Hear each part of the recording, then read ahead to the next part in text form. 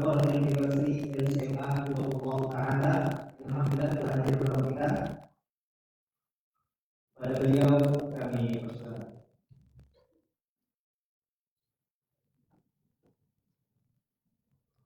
Sampai jam 12 ya. Sampai jam 12.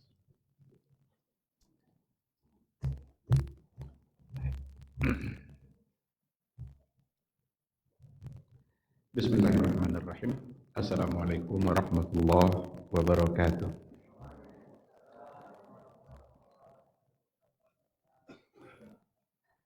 Alhamdulillah. Wassalatu wassalamu ala rasulillah wa ala alihi wa sahbihi wa mawalah.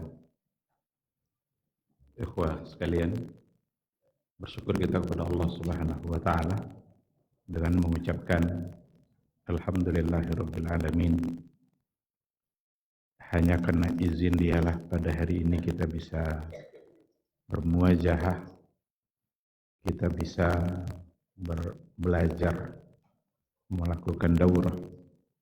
Kalau bukan karena izin Allah, semua itu tidak akan pernah bisa terjadi. Maka pantas untuk kita ucapkan alhamdulillah. Bersalawat, bersalam untuk Rasulullah sallallahu alaihi wasallam. Allahumma salli ala Muhammad wa ala ali Muhammad. Sosok yang selalu kita akui bahwa kita mencintainya. Selalu saja kita mengatakan bahwa kita adalah mencintai beliau. Tapi kadang-kadang kita muqassir dalam membuktikan cinta kita kepadanya. Maka setidaknya apalagi di hari yang mulia ini, Sayyidul Ayyam, yang paling pantas untuk kita perbanyak adalah salawat dan salam. Allahumma salli ala Muhammad wa ala ali Muhammad. Mudah-mudahan nanti di hari mahsyar Allah izinkan kita untuk mendapatkan syafaat dan pertolongan dari beliau. Tema kita yang diamanahkan ke saya adalah At-Tafsir Al-Maqasidi. Saya berikan judul At-Tafsir Al-Maqasidi Anwa'uhu wa Muqawwimatuh. Anwa'uhu wa Muqawwimatuh.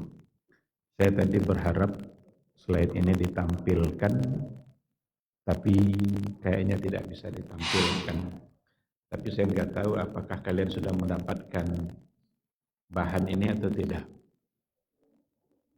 Ada yang mendapatkan belum? Tidak ya, saya sudah serahkan ke panitia. Saya sudahkan ke Abdullah bahan ini. Bahan ini saya tulis dalam bahasa Arab karena memang saya yakin semuanya bisa berbahasa Arab. Tapi saya nggak tahu apa saya sampaikan dalam bahasa Arab atau tidak. Hal ulqi hadhil muhadara bil lughatil arabiyyah atau bi ghairil lughatil arabiyyah ala rahatikum. Madza turidun? bil Indonesia laysa bil arabiyyah. Limadza la tuhibbuna al-lughatal arabiyyah? Lughatul arabiyyah lughatul jannah, lughatul ahlil jannah, lughatul Quran, wa lughatul Rasulillah sallallahu alaihi wasallam. Baik. Kita tidak punya waktu panjang.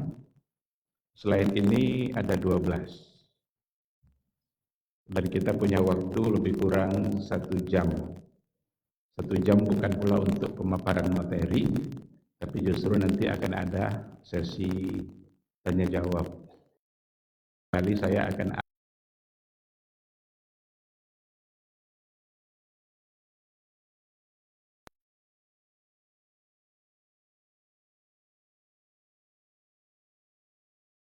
penting ada sedikit yang kita ketahui tentang At-Tafsir Al-Maqasidi. Baik, sebagai sebuah corak baru dalam tafsir, launun min alwanit tafsir, karena tafsir itu punya corak-coraknya. Alwanut tafsir, siapa yang tahu alwanut tafsir? Ada nanti yang disebut dengan at-tafsir al-aqadi, ada at-tafsir al-fiqhi, itu alwanut tafsir namanya. Ada at-tafsir al-adabi, ada at-tafsir al-ijtima'i. Itu semua adalah launun min alwanit tafsir. At-tafsirul fiqhi orientasinya kepada ahkam. At-tafsirul aqadi orientasinya kepada akidah tauhid. At-tafsirul adabi orientasinya itu kepada adab, nilai-nilai sastra yang ada dalam bahasa Arab. Tapi yang akan kita bahas pada waktu yang singkat ini adalah at-tafsir al-maqasidi. At-tafsirul maqasidi berarti kita tidak bicara ahkam, kita tidak bicara adabnya, tetapi kita bicara maqasid ayatil Quran. Maqasidu ayatil Quran. Maka disebut sebagai at-tafsir al-maqasidi. Tentu dia punya definisi sudah disampaikan pada slide kita. Baik, at-tafsirul maqasidi itu terkib. Kalau dalam ilmu nahwu tarkib apa namanya itu? At-tafsir al-maqasidi. Tarkib, yang tahu? Wasfi. Tarkib itu ada at-tarkibul wasfi, ada at-tarkibul idhafi, ada tarkib mazji. 3 bentuk tarkib dalam ilmu nahwu. Yang ada pada kita pada hari ini adalah at-tarkibul wasfi. Itu disebut dengan tarkibul wasfi li'annahu yatakawwanu minal wasfi minas sifati wal mausuf, minan na'ti wal man'ut. Jadi ada na'at, ada man'ut. At-tafsir al-maqasidi. Untuk memahami istilah ini, maka kita perlu pahami dulu apa itu tafsir dan apa itu maqasid. Tarkibul wasfi masih dipahami 2 kata dulu, setelah itu barulah kita diberikan definisi untuk secara ilmiah untuk tarkibnya tadi. Maka tafsir dia punya makna, maqasid dia juga punya definisinya. Untuk tafsir, at-tafsiru bima'na al-idah wat-tabyin wat-tawdih. Jadi tafsir itu secara bahasa apa? Al-bayan, menjelaskan. At-tawdih, juga menjelaskan. Tafsir, itu dari kata fasara. Fassara yufassiru tafsiran. Ada enggak kata tafsir dalam Al-Quran? Ada enggak kata tafsir dalam Al-Quran? Ada 1, dan itu satu-satunya kata tafsir dalam Al-Quran. Wala ya'tunaka bimatsalin illa ji'naka bil haqqi wa ahsan tafsira. Wa ahsan tafsira. Dalam surat Al-Furqan. Ada yang mengatakan tafsir maqlub minas safar. Jadi kata tafsir itu maqlubun minas safar. Fasara safara. Semua kosakata yang akarnya berasal dari sin, fa, ra, wa huwa bima'na al-fath wal infitah. Maka itu ada makna keterbukaan. Ada makna di situ sesuatu yang terbuka. Maka tafsir berarti membuka sesuatu yang tersembunyi. Maka di antara makna tafsir juga adalah kashful mughatta. Makna kashful mughatta, membuka sesuatu yang tertutup. Tidak jelas oleh kita maknanya, maka perlu tafsir. Tidak jelas oleh kita apa maksudnya, maka perlu adanya tafsir. Sedangkan dalam istilah itu banyak para ulama yang memberikan penafsiran. Definisi dari kata tafsir, coba kalian tengok nanti kitab Zarqani, Manahilul Irfan, beliau menyebutkan beberapa definisi untuk kata tafsir. Di antara definisinya adalah Tafsir itu adalah ilmun yabhasu fihi an ahwalil kitabil aziz min jihati nuzulihi wa adaihi wa alfazihi wa ma'anihi al-muta'alliqa bil alfaz wal muta'alliqati bil ahkam. Mungkin ini kalau definisi yang saya bacakan mungkin tak perlu kalian catat, nanti slide-nya aja kalian ambil. Tapi kalau ada hal-hal yang barangkali sebagai penjelasannya mungkin perlu untuk dicatat karena tidak termaktub di dalam slide. Inti dari definisi ini bahwa ilmu tafsir adalah sebuah ilmu yang membahas tentang ayat Al-Kitabil Aziz. Ayat-ayat yang ada di dalam Al-Quran. Dalam hal apa? Nuzulnya, alfaznya, maknanya, hukum-hukum yang ada. Itu semua adalah bagian dari kerja dari ilmu tafsir. Maka kalau disebut ilmu tafsir berarti fungsinya pasti membahas ayat-ayat Allah. Apanya yang dibahas? Asbabun nuzulnya, alfaznya. Alfaznya dari sisi apa? Bagaimana membacanya, apa makna yang terkandung di dalamnya. Itu semua adalah bagian dari kerja ilmu tafsir. Sekarang maqasid. Maqasid itu jamak dari kata maqsad atau maqsid. Jadi ada yang bilang maqsad, ada yang bilang maqsid. Maf'al atau maf'il. Dia adalah mustaq dari kalimat qasada. Apa arti maqasid? Maqsad bermakna at-tawajjuh wal hadaf. At-tawajjuh. Apa arti tawajjuh? Menuju ke. Itu tawajjuh namanya. Tawajjaha ila. Berarti maksad itu sesuatu yang dituju, sesuatu yang dimaksudkan. Makanya mengatakan maqasid itu jamak dari kata maksud. Dan maksud itu sendiri adalah sudah menjadi bahasa kita. Saya sering menyampaikan di kelas, banyak sekali bahasa Indonesia yang diambil dari bahasa Arab. Di kelas mungkin kalian pernah mendengarkan termasuk di antaranya kata maksud. Maqasid berarti jamak. Nah, karena dia dalam bentuk jamak, berarti di situ ada banyak. Bukan satu tujuan. Maka Al-Qur'anul Karim punya banyak maqasid. Inilah yang nanti akan ditafsirkan oleh para ulama.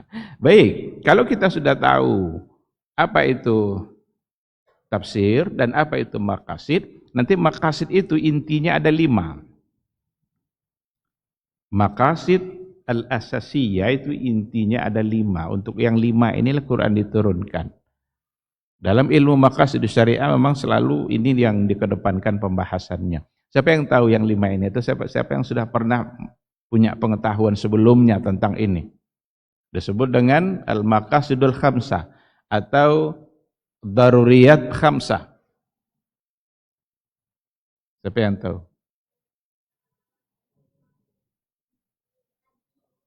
Coba. Yang tahu saya kasih hadiah. Fadhali. Tapi tidak dengar saya jawabannya. Nah. Fi mikrofon? Nah, fi wahida turid an tujib.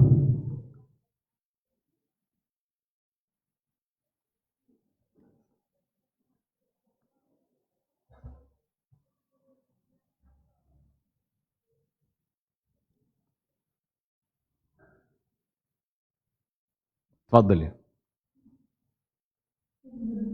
Nah.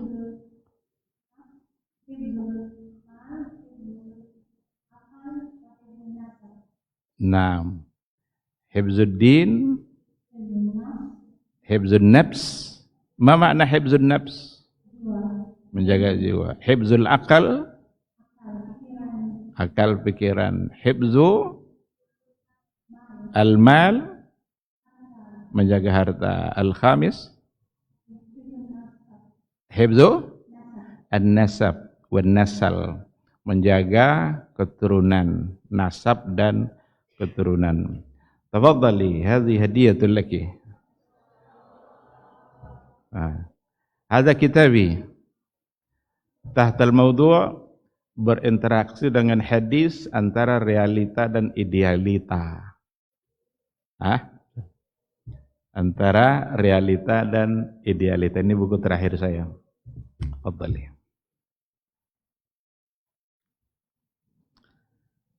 Jadi ada 5. Inilah ad-daruriyat al-khamsah. Quran secara umum itu tujuannya untuk menjaga yang 5 ini. Apapun nanti hukum yang terdapat dalam Al-Quran mesti kembali kepada yang 5 ini. Kalau bukan untuk menjaga agama berarti menjaga diri, atau untuk menjaga akal, atau untuk menjaga nasab dan keturunan. Yang terakhir untuk menjaga harta. Semua hukum. Coba kalian buktikan nanti apa saja hukum. Mesti untuk menjaga salah satu dari yang ini. Yang pertama sekali itu ada pada hifzuddin. Maka nanti ketika kita bicara tafsirul maqasidi, ya tidak akan jauh-jauh dari itu. Meskipun ada rinciannya nanti. Di rincian itu ada yang amma, ada yang khassa. Ya, nanti akan kita lihat. Jadi sekarang kalau kita mau mencoba untuk mendefinisikan tafsir maqasidi, tidak usah dicatat, nanti kalian tengok saja di slide-nya. Launun min alwanit tafsir alladhi yahtamu bil kashfi wal bayan anil hikami. Jadi bukan anil hukmi, karena kita tidak bicara hukum, tapi kita bicara hikam. Mal farqu bainal hukmi wal hikam?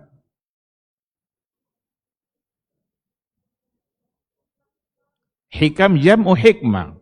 Jadi kalau hukum ini wajib, ini sunnah. Kalau hikmah, kenapa dia diwajibkan? Untuk apa dia diwajibkan? Ketika kita bicara sholat, kalau tafsirul fikhi, tafsir fikih, orientasi fikih, bicaranya nanti sholat wajib. Tapi kalau tafsirul maqasidi, dia tidak bicara tentang wajibnya sholat, tapi bicara tentang hikmah, asrar. Kenapa sholat itu diwajibkan? Nampak enggak oleh kalian ini nih? Udah sedikit tergambar enggak laun tafsir ini? Beda nanti antara hukum dengan hikmah. Jadi kalau kita bicara hukum, puasa wajib, itu hukum. Tapi kalau tafsir maqasidi, tidak bicara wajibnya, tapi bicara la'allakumnya. Karena itu adalah merupakan maqasid dari ibadah dari salah satu ibadah. Baik, tafsir maqasidi terbagi kepada 2. Jadi secara garis besar, at-tafsirul maqasidi itu terbagi kepada 2. Ada at-tafsir al-maqasidi al-am. Ada tafsir al-maqasidi al-khas. Tafsir al-maqasidi al-am. Apa itu tafsir al-maqasidi al-am? Tafsir al-maqasidi al-am berarti maksudnya adalah al-kashfu wal bayan wal idah an maqasidil Quran al-ammah. Bagaimana upaya untuk menjelaskan, menerangkan, mengistikhrajkan, mengeluarkan al-maqasidil ammah min ayatil Qur'aniyah. Maqasid-maqasid yang bersifat umum dari ayat-ayat Al-Qur'an. Nanti ada banyak yang menjadi maqasid ammah dari tafsir al-maqasidi ini. Jadi yang pertama apa? Tafsir maqasidi al-ammah yang bersifat umum. Ada satu buku ditulis oleh Dr. Abdullah Darras. Dr. Abdullah Darras. Judul bukunya Madkhal ilal Qur'anil Karim. Madkhal ila al-Qur'anil Karim. Bukunya kurang dari 200 halaman. Belum menggambarkan di situ, tapi tidak ada pada slide. Itu tidak ada pada slide. Belum menggambarkan maqasid amma lil Quran. Fokusnya pada 3 maqasid amma. Al-haq wal khair wal jamal. Ini. Al-haq wal khair wal jamal. Al-haq itu al-unsur ad-dini. Akidah, ibadah, muamalah, usus al-muamalah, usulul ibadat. Itu semua beliau masukkan dalam kategori al-unsur ad-dini, al-haq. Yang kedua, al-khair. Al-khair itu al-unsur al-akhlaqi. Al-unsur al-akhlaqi. Akhlak. Coba kalau kalian tengok surat Al-Hujurat. Surat Al-Hujurat itu isinya semua adalah akhlak. Jadi ada hukum, ada akhlak. Yang ketiga, beliau kategorikan sebagai al-jamal. Al-jamal, al-unsur al-adabi. Al-unsur al-adabi. Jadi Quran itu secara garis besar mengandung 3 hal ini. Al-haq, al-khair, al-jamal. Ini menarik kalau dibawa kepada ilmu jamal. Orang Arab dulu kan memang membangga-banggakan keahlian dalam sastra mereka. Justru mereka bertanding untuk sastra itu. Tapi ketika Al-Quranul Karim diturunkan oleh Allah Subhanahu wa taala, Quran ketika diturunkan oleh Allah, ternyata apa yang mereka banggakan dari bahasa yang mereka ucapkan tak mampu mengalahkan apa yang ada dalam Al-Quran Al-Karim. Nah, ada namanya ilmu jamal. Ada namanya ilmu jamal. Kita jarang untuk mencoba untuk mendalami sampai ke situ. Ilmu jamal itu kalau kita bawa contohnya dalam walaqad khalaqnal insana fi ahsani taqwim. Tsumma radadnahu asfala safilin. Apa sebelumnya ayatnya? Khalaqna ahsana taqwim itu. Ini taqwim ini apa maksudnya? Al-qamah kah atau al-qimah? Allah ciptakan manusia dalam keadaan sebaik-baik ahsana taqwim. Sekarang taqwim itu kembalinya ke qimah. Qimah itu nilai. Atau qamah. Qamah itu fisik. Kalau seandainya manusia diciptakan dan dianggap semata-mata fisik, jangan-jangan burung cendrawasih lebih menarik dari manusia. Semua orang mandang burung cendrawasih terkagum-kagum. Bulunya bisa berubah-berubah pula kadang warnanya. Pagi ini warnanya, sore ini warnanya. Kalau semata-mata qamah, tapi di situ ada takwim. Maka dalam ilmu jamal itu tidak sekedar qamah tapi qimah. Apa qimah? Akhlak, adab. Bahwa manusialah yang memiliki itu. Hewan tidak punya itu. Pada hewan tidak ada kejujuran. Tapi pada manusia ada. Itu kalau dibawa pada ulumul Quran itu pada sisi ilmu jamal. Yang apa namanya? Yang pantas untuk dianalisa, banyak-banyak ayat yang berkaitan sebagai contoh. Jadi ada maqasid ammah. Di sini saya sebutkan beberapa maqasid ammah dari Al-Qur'anul Karim. Itu yang pertama adalah maksud tauhid wa tashih al-janibil aqdi. Jadi tujuan utama secara umum Quran itu diturunkan oleh Allah itu adalah tauhidullah, untuk mengesahkan Allah, wa tashih al-janibil aqdi, untuk meluruskan penyimpangan akidah. Karena ini modal awal untuk berubah. Ini modal dasar untuk menjadi lebih baik. Mesti diawali dengan tauhidullah. Ayat-ayat Al-Quran, kalau seandainya kita mau mengamati, itu banyak sekali yang kita temukan, bahkan bisa dikatakan, sebagian ulama mengatakan, semua ayat Quran adalah ayat tauhid. Semua ayat Al-Quran adalah ayat tauhid. Sebahagian, tapi sebagian yang lain mengatakan tidak, karena memandang dari sisi yang lain. Maka berbeda para ulama. Berapa jumlah ayat ahkam dalam Al-Quran, ayat ahkam? Berbeda para ulama. Dan berapa pula jumlah ayat akidah dalam Quran? Juga terjadi perbedaan. Tapi ada di antara ulama yang mengatakan semua ayat Quran sesungguhnya adalah ayatul tauhid, ayatul akidah, karena dia adalah kalam kalam Allah. Kita kalau sudah bicara kalam Allah, berarti kita bicara persoalan akidah. Coba, kalian percaya enggak kalau ayat yang pertama diturunkan itu sesungguhnya adalah ayatul akidah. Ayat yang pertama turun itu. Orang sering melarikan bahasan ayat itu, ini kan Iqra bismi rabbikal ladzi khalaq. Ini ayat ilmu pengetahuan. Ini ayat teknologi. Umat Islam harus berilmu. Saya ingin mengatakan itu adalah ayatul akidah. Dari awal ayat turun. Dari sisi mana? Ketika awal ayat itu turun, Allah ingin memastikan, mendudukkan siapa dia, siapa insan. Didudukkan dulu eksistensi dia sebagai khalik, insan sebagai makhluk. Maka bunyinya Iqra bismi rabbikal ladzi khalaq. Sifat pertama yang Allah sebutkan tentang diri dia adalah dia sebagai khalik. Dia yang khalaqa. Dia tidak sebut-sebut dulu dia sebagai pemaaf, dia sebagai memberi rezeki, dia sebagai pengampun. Tidak, bukan itu dulu. Tapi yang pertama yang diperkenalkan adalah dia sebagai khalik. Dan insan adalah makhluk. Akidah enggak tuh? Akidah, tauhid. Ini iman yang mendalam. Karena kalau manusia sudah sadar kalau dia makhluk, Allah khalik, dia tidak akan berani lagi menentang Allah.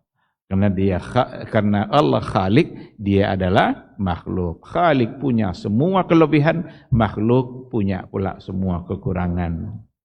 Yang kuat dia, yang lemah makhluk. Yang kaya dia, yang miskin, yang mulia dia, yang hina makhluk. Jadi semua kelebihan ada pada dia, sedangkan semua kekurangan ada pula pada makhluk. Itulah yang ingin ditanamkan dari ayat yang pertama. Maka maksud tauhidillah wa tashih al-janibil aqadi, memperbaiki sisi akidah. Karena luar biasa penyimpangan akidah pada masa dulu. Orang kafir Quraisy menganggap malaikat itu adalah banatullah. Malaikat itu katanya adalah anak-anak perempuannya Allah. Padahal pada saat yang sama mereka malu memiliki anak perempuan. Coba, mereka malu memiliki anak perempuan. Lalu dinisbatkannya kepada Allah anak perempuan. Kan luar biasa kesesatannya itu. Maka turun ayat Al-Quran untuk membenarkan itu semua. Orang-orang ahlul kitab punya penyimpangan. Kata Nasara, Isa ibnullah.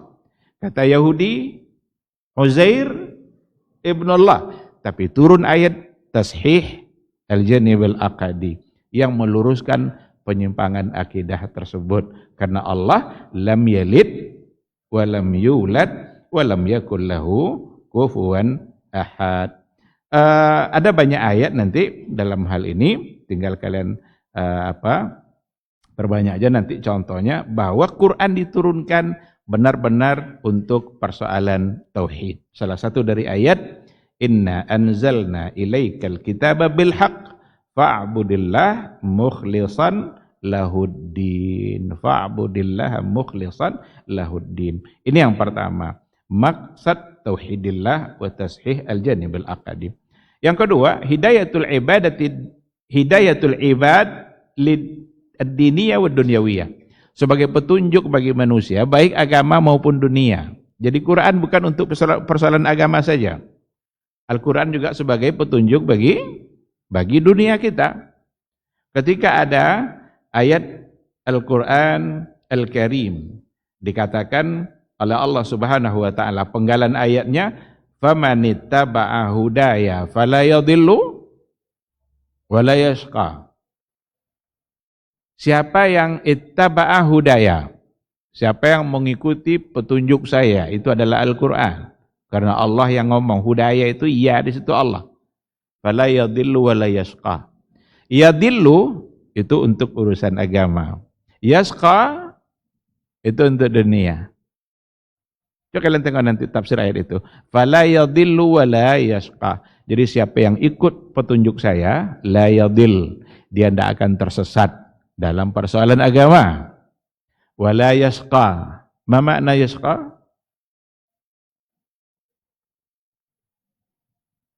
Ma makna yashqa? Sengsara. Itu untuk dunia. Berarti Al-Quran adalah hidayah diniyah wa dunia dia. Wa dunyawiyah. Jadi petunjuk untuk agama kita, petunjuk untuk akhirat kita.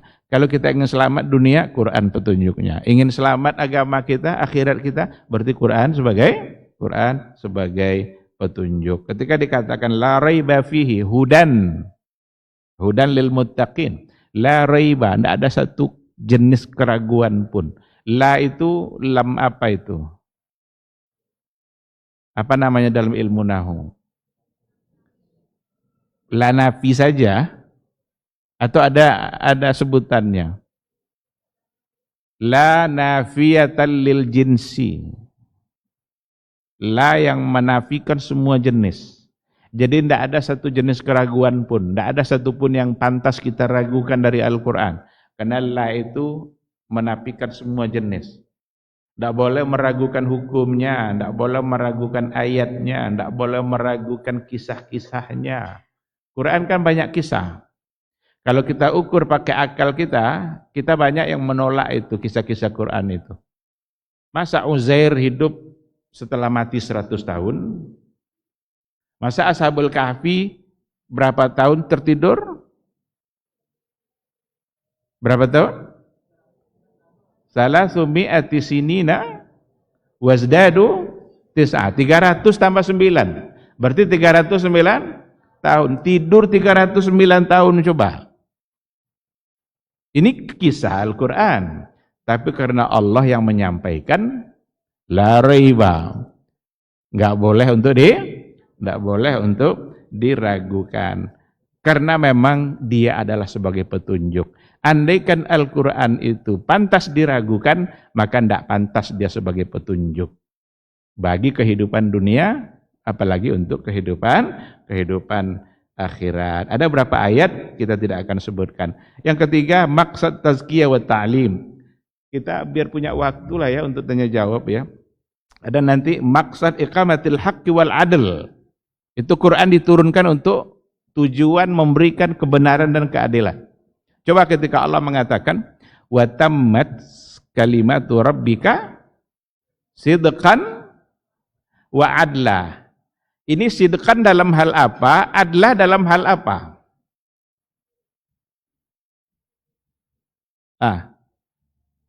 Tammat kalimatu rabbika sidqan wa adla. Sidqan fil akhbar, adla fil ahkam.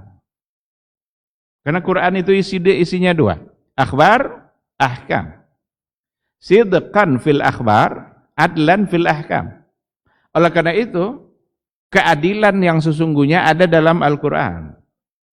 Kita tidak akan mungkin menemukan keadilan selain daripada yang ada dalam Al-Quran. Jika kita mau rubah, tidak akan dapat keadilan itu. Contoh masalah warisan. Warisan itu secara terang dan jelas Allah langsung sebutkan angkanya. Siapa yang dapat setengah, siapa yang dapat seperempat, seperdelapan. Allah sebutkan langsung. Allah yang membagi-bagi itu. Karena Allah tahu manusia tidak akan bisa adil. Nah ketika Allah sudah tetapkan lidzakari mithlu hadzil unsayain. Ini kan ayat Al-Quran. Di situ ada ahkam. Sedangkan Allah bilang sidqan wa adla. Berarti hukum itulah hukum yang adil. Kadang-kadang orang lari kepada tradisi. Oh kalau gitu bagi ajalah warisan sesuai dengan tradisi umpamanya. Atau tidak usah dibagi sesuai Quran tapi bagi aja sama rata.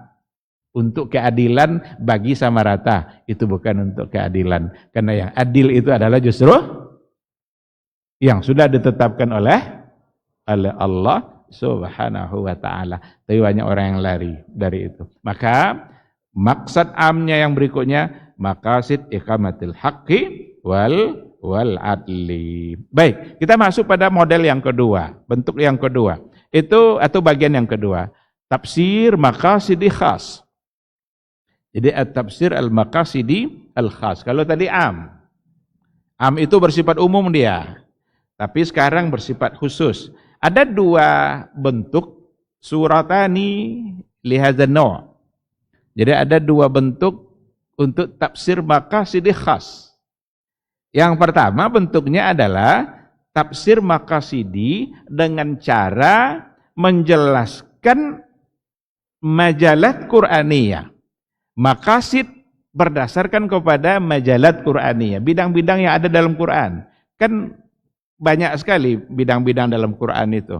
Ada majalul ibadat, ada majalul muamalat, ada majalul aqidah, ada majalul ahkamil usra, jinayat, uqubat. Itu namanya majalat Qur'aniyah. Sekarang dicobalah ditafsirkan berdasarkan majalat ini. Umpamanya as-siyam, berarti majalul ibadat. Sekarang kalau kita tanya, ma maqasidus siyam min khilalil ayah, berarti mencoba untuk menafsirkan ayat-ayat puasa. Ini menyerupai tafsir maudhu'i. Menyerupai tafsir maudhu'i. Itu salah satu dari model tafsir. Kalian tahu kan model tafsir ada berapa? Ada namanya nanti tafsir tahlili, ada tafsir ijmali, ada tafsir maudhu'i, ada tafsir yang keempat muqarin, muqarana. Masing-masing itu punya penekanannya. Nah, maka yang pertama tadi itu yusbihu tafsir maudhu'i, menyerupai itu, tetapi fokusnya pada maqasid. Jadi ketika bicara maqasidus siyam, tafsir maqasid di dalam maqasidus siyam berarti mencoba untuk mengumpulkan maqasidus siyam min khilal al-ayat al-Qur'aniyah, berdasarkan kepada ayat-ayat Quran. Maka ada 5 ayat puasa dalam Quran itu, dan tidak ada selain itu. Itu dari Al-Baqarah 183 sampai 187. Itulah ayatus siyam. Siyam secara syar'i. Beda nanti kalau siyam secara bahasa. Kalau siyam secara bahasa kan ada pada kisah Maryam kan.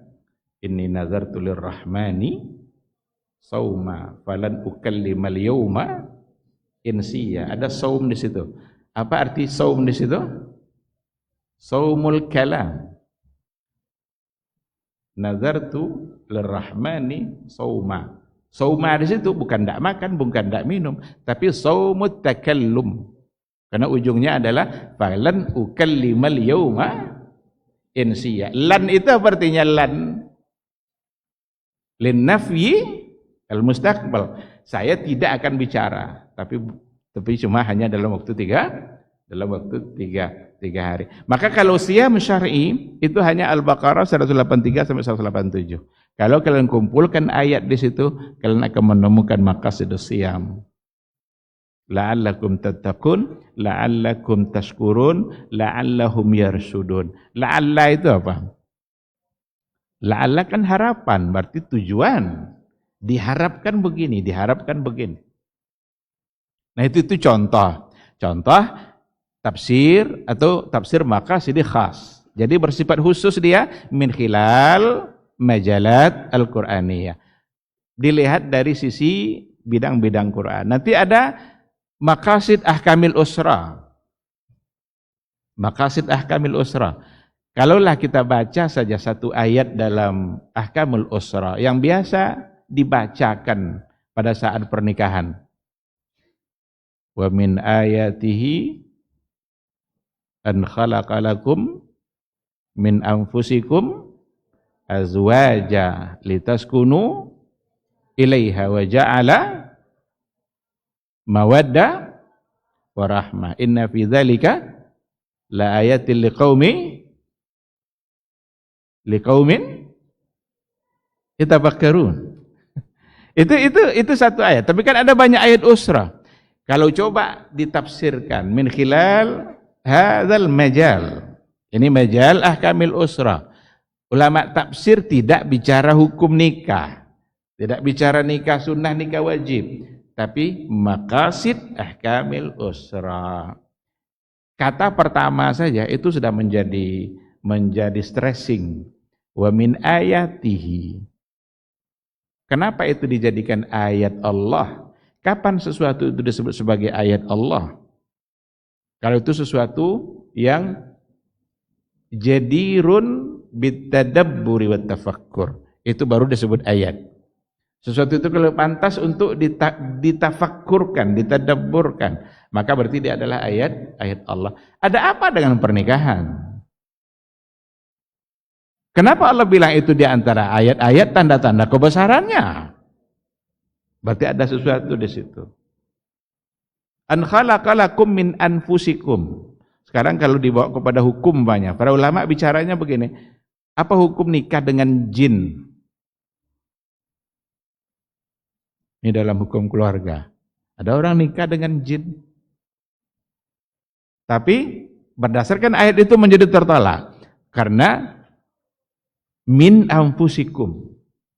Kalau min anfusikum berarti manusia mestilah dengan manusia. Zaman sekarang ini zaman gila. Ada orang mau nikah sama kuda. Nikah sama hewan. Dihiasnya hewan itu seperti pengantin juga. Entah sekadar pengen viral atau apa, wallahu alam. Atau memang tabiatnya memang sudah rusak.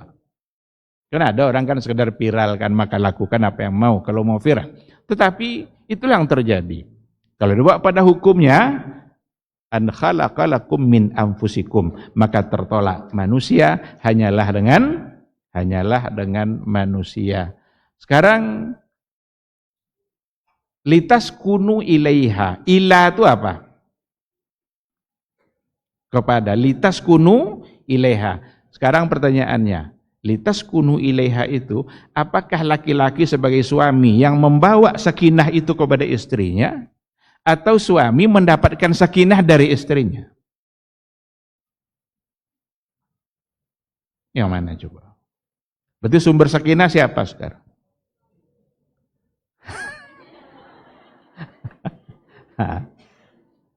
Tapi katanya kan, nikahilah perempuan yang salihah, itu kan adalah perhiasan, itulah sumber sakinah. Berarti perempuan sebagai sumber sakinah. Iya. Andaikan dalam satu keluarga tidak sakinah, yang salah siapa berarti? Ini giliran enaknya mau, tapi giliran disalahkan. Nah, maka coba pahami baik-baik ayat itu. Ternyata di ujungnya ja'ala bainakum mawaddah warahmah. Ja'ala ini siapa fa'ilnya? Siapa fa'il ja'ala? Allah. Lah, ja'ala bainakum, Allah jadikan di antara kalian mawaddah warahmah. Berarti sakinah itu sesungguhnya milik Allah. Kalau kalian mau sakinah, pegang taat kepada Allah, Allah turunkan sakinah itu, baik laki-laki maupun perempuan. Jadi tidak boleh saling, jangan salahkan suami, jangan salahkan istri. Berarti kedua-duanya jika jauh dari Allah, Allah tidak akan memberikan padanya mawaddah warahmah. Nah, ini yang begini-begini. Jadi kita tidak bicara hukumnya, tapi bicara maqasid. Ini yang khas, ini namanya khas karena ahkamul usrah dalam Al-Quran. Artinya maqasid ahkamil usrah. Itu model yang pertama. Model yang pertama ya berdasarkan bidang-bidang Quran. Ada model yang kedua untuk tafsir maqasidi, itu berdasarkan surat. Satu surat itu dibicarakan oleh para ulama maqasidnya apa. Umpama maqasid surati Al-Kafirun. Jadi satu surat utuh itu maqasidnya apa? Maqasid surati Al-Hujurat, maqasid surati Al-Baqarah. Ada buku An-Naba'ul Azim. Itu ditulis oleh lagi-lagi Abdullah Darras. Itu tafsir maqasidi satu surat Al-Baqarah. Dari satu surat Al-Baqarah itu pakar-pakar kontemporer itu mengatakan ini adalah percobaan pertama untuk tafsir maqasidi surat secara utuh. Jadi ada satu surat lalu dicoba tafsirkan apa maqasid yang terkandung dalam surat itu. Apa kira-kira maqasid syariah dari satu surat. Ini model yang kedua. Jadi inilah maqasid atau tafsir maqasid al-khas, bisa kita melihat maqasid syariah pada bidang-bidang tertentu karena dia punya maqasidnya di balik semua hukum, dan apa pula yang bisa kita lihat pada tafsir maqasidi dari masing-masing surat. Baik. Ketika tinggal 10 menit. Ada nanti muqawimat tafsir al-maqasidi. Muqawimat tafsir al-maqasidi, ya muqawimat itu kan pilar penopangnya apa, pendukungnya apa. Di antaranya adalah al-lughatul arabiyyah. Ini satu hal yang mesti. Bagaimana mungkin kita mendalami maqasidul Quran kalau kita tidak mengerti bahasa Arab. Yang kedua, al-amalu bil Quran. Al-amal bil Quran, orang-orang yang berilmu lalu mengamalkan itu biasanya dia merasakan sesuatu yang tidak dirasakan oleh orang yang tidak mengamalkan. Sedangkan yang ketiga, at-tadabburu wal 'aisyu ma'al Qur'an. At-tadabbur wal 'aisyu ma'al Qur'an. Yang terakhir sekarang maqasidut tafsiril maqasidi. Jadi tafsir maqasidi itu ada juga maksudnya. Untuk apa tafsir maqasidi dikembangkan oleh para ulama? Nah, di antaranya imtisalan li amrillah. Imtisalan li amrillah, agar kita benar-benar mampu menerapkan apa yang diinginkan oleh Allah dari ayatnya. Jadi dengan mengenali maqasid, kita akan benar-benar mampu untuk melaksanakan apa yang Allah katakan dalam Qur'annya. Yang kedua, terjihan baina aqwalil mufassirin, untuk mencoba untuk menterjih di antara aqwalil mufassirin. Para mufassir kadang berbeda. Maka ada bahasan dalam ilmu maqasid syariah, bisa enggak terjih al-ahkam bil maqasid? Bisa enggak kita menterjih? Terjih tahu kan? Terjih itu mencoba untuk mencari mana yang paling kuat di antara perbedaan. Nah, ketika mereka berbeda dalam hukum, bisa enggak maqasid dijadikan alat untuk menterjih? Sekarang contoh ayat isti'zan. Kan enggak boleh kita masuk kecuali minta izin dulu. Kalau sudah minta izin, diizinkan baru boleh masuk. Nanti diperkuat oleh hadis. Apa kata Rasul dalam hadisnya? Innama ju'ilal isti'zanu min ajlil basar. Ju'ilal isti'zan min ajlil basar. Disyariatkan isti'zan itu untuk menjaga pandangan supaya tidak langsung terlihat ke dalam. Jadi kalau kita minta izin, ketok pintu, jangan pas di tengah-tengah pintu itu, ke pinggir. Sekarang pertanyaannya, berlakukah hukum itu bagi orang buta? Berlakukah hukum itu bagi orang buta? Hah? Kan menjadi basar. Orang buta tidak melihat. Berarti orang buta kalau ketuk pintu, assalamualaikum, datang tengah dia, tidak apa-apa. Ini maka perlu diterjih. Karena ada pendapat memandang dari sisi keumuman hukum, buta tidak buta sama untuk mentaati hukum Allah. Tapi memandang dari sisi maqasid, alasan kenapa dilarang, maka yang buta tidak masuk. Kan buta dia. Kalau orang bisa melihat ya, kalau di tengah-tengah dia pas dibuka pintu langsung terpandang ke dalam yang mungkin saja ada hal-hal yang tuan rumah tidak ingin dilihat. Maka perlu di pinggir. Tapi orang buta, dia tidak akan bisa melihat apapun. Nah, jadi di antara maqasid tafsiril maqasidi tarjihan baina aqwalil mufassirin, untuk mentarjih di antara pendapat-pendapat ahli tafsir. Istiba'adan lima la faidata fih, menghindarkan kita dari hal-hal yang tidak bermanfaat. Jadi tafsir maqasid mengajarkan kita agar kita selalu bicara hanya pada hal-hal yang bermanfaat, berfaedah saja. Kalian juga gitu, kalau bertanya kepada dosen, tanyalah yang betul-betul bisa bermanfaat, menambah ilmu, menambah iman. Jangan sekedar menanyakan sesuatu yang ini ada yang nanya, Ustadz katanya, berapa panjangnya tongkat Nabi Musa katanya. Untuk apa coba?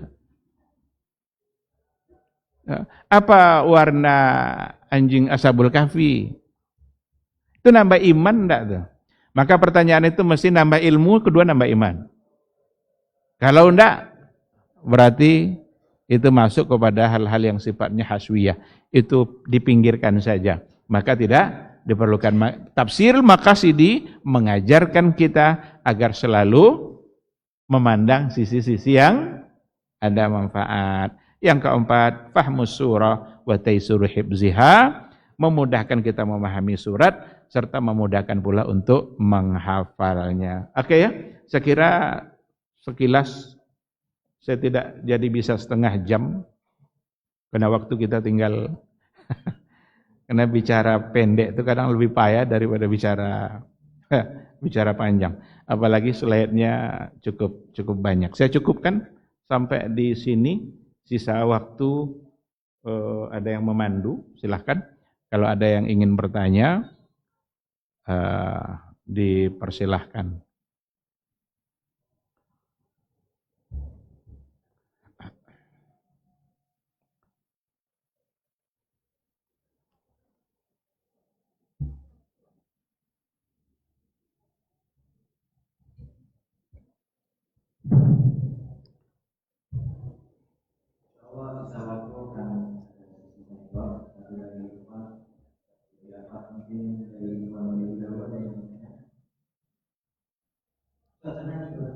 Hah?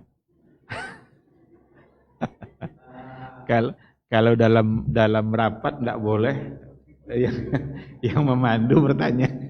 Silakan.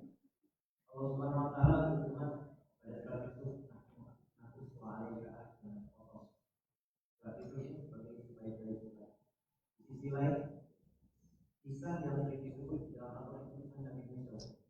Kenapa tidak Allah Subhanahu wa taala sebutkan dua tempat kisah Nabi Musa ini sebaik-baik kisah? Karena ada di sini itu dibanding ini.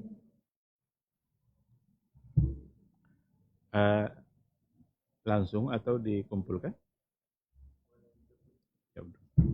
Iya. Allah bercerita tentang Nabi Musa, tapi tidak dalam satu surat utuh. Sedangkan bercerita tentang Nabi Yusuf, itu berada dalam satu surat yang utuh.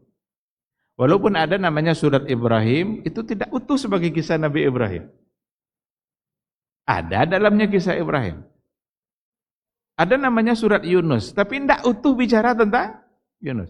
Tapi ketika surat Yusuf, dari awal sampai akhir, ada rentetan kisah yang memang itu kisah-kisah yang sangat menarik. Kalau kita lihat dari sisi maqasidnya, ini nanti masuk kepada maqasid khasah, di mana bicara tentang maqasid dalam satu surat. Maqasid surati Yusuf umpamanya. Maqasid syariah ada pada surat Yusuf. Semua masuk di situ. Persoalan hifzuddin, hifzul akal, hifzun nasal. Coba kisah ketika Zulaikha bersama ketika menggoda Nabi Yusuf. Tapi Nabi Yusuf dan kekuatan agama yang dia punya, dia tetap bisa menjaga nasab. Karena dia tahu itu akan merusak. Maka semuanya nanti akan bisa kembali kepada ad-daruriyat al-khamsah. Maka salah satunya adalah itu. Bukan soal banyak disebut pada yang lain, tapi yang utuh ceritanya adalah ada pada surat Yusuf. Mulai dari awal ketika dia bermimpi kan, ini ra'aitu ahada asara kaukaban. wasyamsa wal qamara ra'aituhum li sajidin. Saya lihat mereka semuanya sujud sampai nanti dia masuk penjara, sampai pada akhirnya dia menjadi di Mesir, penguasa di Mesir. Sekira seperti itu, wallahu subhanahu wa ta'ala alam. Ada yang lain?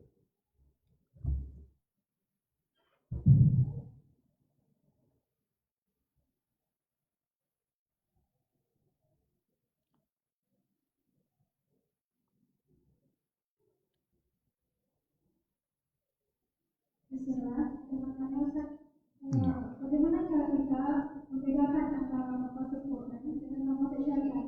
Sedangkan maqasid syariat dia juga berbicara tentang rukun al-khamsah itu. Iya, bagaimana cara membeda antara maqasidul Quran, maqasidus syariah. Quran itu sumbernya dua. Sumber utama Al-Quran, Sunnah. Maka ketika kita bicara maqasidul Quran, berarti kita fokus bicara pada al-ayat al-Qur'aniyah. Sedangkan kalau kita bicara maqasidus syariah, kita bisa saja bicara bisa pada Qur'annya, bisa pada hadis, pada sumber yang lain. Yang jelas kita bicara syariat secara umum. Nah, itu untuk membedakan. Dan maqasidnya akan sama. Maka ad-daruriyatul khamsah, 5 hal pokok yang ingin dijaga oleh syariat, itu kita temukan dalam Quran, kita menemukannya dalam hadis Nabi, kita menemukannya pada berbagai sumber-sumber yang ada dalam beragama, karena memang itu tujuannya.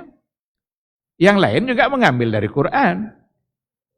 Karena tujuan intinya hadis pun itu mesti sejalan dengan Al-Quran. Mungkinkah bertentangan antara hadis dengan Quran? Tidak mungkin. Inni utitul Qur'ana wa misluhu ma'ahu. Saya diberikan Quran dan bersama Quran ada yang semisalnya. Berarti itu adalah hadis atau sunnah Rasulullah sallallahu alaihi wasallam. Maka ketika kita bicara maqasidus syariah, kita bicara maqasid secara umum dalam syariat, yang salah satu sumbernya adalah Al-Quran Al-Karim. Dan maqasidnya sama. Karena Allah lah yang menunjukkan maqasid-maqasid itu pada ayatnya yang diikutkan oleh Rasulullah SAW dan para ulama yang lain. Wallahu subhanahu wa ta'ala a'lam. Karena ada lagi nanti maqasidus sunnatin nabawiyah. Kalau kalian punya buku Mukhtar Al-Khadimi, ini salah satu pakar maqasid dari Tunisia, beliau punya buku Maqasidus Syariah. Di situ dia jelaskan, ada maqasidul Quran, ada maqasidus sunnah. Jadi ketika bicara maqasidus sunnah, berarti fokus pada hadis-hadis Nabi. Maqasidnya nanti sama, cuma ini disimpulkan dari hadis. Sedangkan maqasidul Quran itu diambil dari ayat Al-Quran, dan maqasidnya juga itu, karena memang itulah yang digali oleh para ulama melalui sumber hukum. Wallahu subhanahu wa ta'ala a'lam. Cukup? Jam 12 ya? Ya. Baik, saya kira sampai di sini pertemuan kita. Singkat tapi mudah-mudahan ada ilmu yang bisa kita terima. Semoga kita tergambar hendaknya dengan pertemuan yang sekilas ini, hakikat substansi bagaimana pentingnya tafsir maqasidi yang dikembangkan oleh para ulama moderator. Terima kasih. Saya serahkan kepada moderator.